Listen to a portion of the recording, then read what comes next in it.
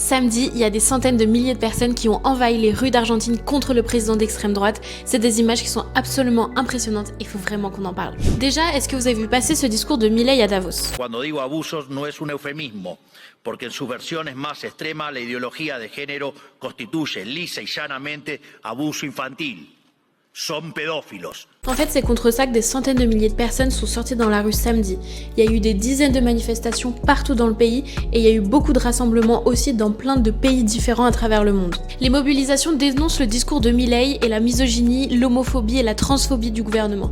Mais il ne s'agit pas que de ça. Beaucoup de manifestants, ils expriment une colère contre l'ensemble des politiques de Milei et ça se comprend quand on voit qu'en Argentine, plus de la moitié de la population vit sous le seuil de pauvreté et qu'il y a une inflation de plus de 200% qui détruit totalement la valeur des salaires. Estamos luchando por nuestros derechos, por los derechos a nuestro trabajo, a una vida digna, a ser respetados.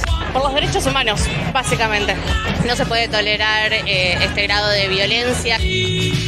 Nosotros estamos acá para defender lo que es nuestro, digamos, los sitios de memoria, la salud pública. Venir hoy es para decirle que estamos en contra de todo este modelo.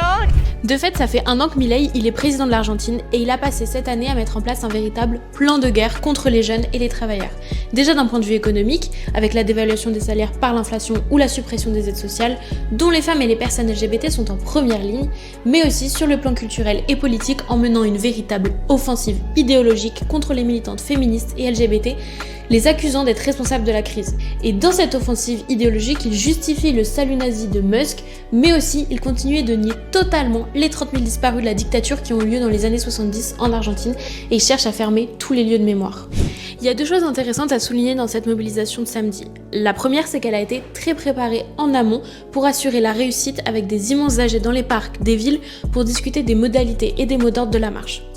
Ensuite, l'autre élément qui est important, c'est sa composition. Il y a une convergence avec des secteurs du monde du travail en grève, notamment avec les grévistes de l'hôpital Bonaparte, qui se battent contre les licenciements dans les services publics. Parce que c'est 1400 licenciements dans la santé qui sont prévus. Et il y a aussi d'autres secteurs du privé, avec des travailleurs de Shell par exemple, qui luttent aussi, eux, contre les licenciements. C'est pas la première fois que les jeunes et les travailleurs en Argentine sortent dans la rue pour faire face à Milei, parce que depuis un an, on a vu de grandes mobilisations étudiantes avec des occupations dans les facs impressionnantes, mais aussi des journées de grève nationales qui ont mis le pays totalement à l'arrêt. Aujourd'hui, c'est le mouvement LGBT qui sort dans la rue et cette date, elle commence à pointer l'importance d'unir tous les secteurs de la population qui se soulèvent tous contre le président d'extrême droite. Imaginez si tous les secteurs mobilisés depuis un an contre Milei s'unissaient et se mobilisaient ensemble, s'organisaient dans des grandes assemblées générales et des grandes mobilisations. En tout cas, c'est la logique que porte le collectif Pan y Rosas, l'organisation sœur de Du Pain et des Roses en Argentine, notamment avec Miriam Bregman qui était candidate face à Milei au présidentiel. ¿Usted niega el patriarcado por ignorancia o por machismo? Lo niego por la evidencia empírica. Mais aussi avec des cortèges immenses organisés par le collectif partout dans le pays. Alors quand on voit que Musk peut tranquillement faire un salut nazi à l'occasion de l'investiture du président des États-Unis, les jeunes et les travailleurs en Argentine sont en train de nous montrer la voie pour lutter contre les avancées des idées réactionnaires partout dans le monde, dont Milei est la pointe avancée.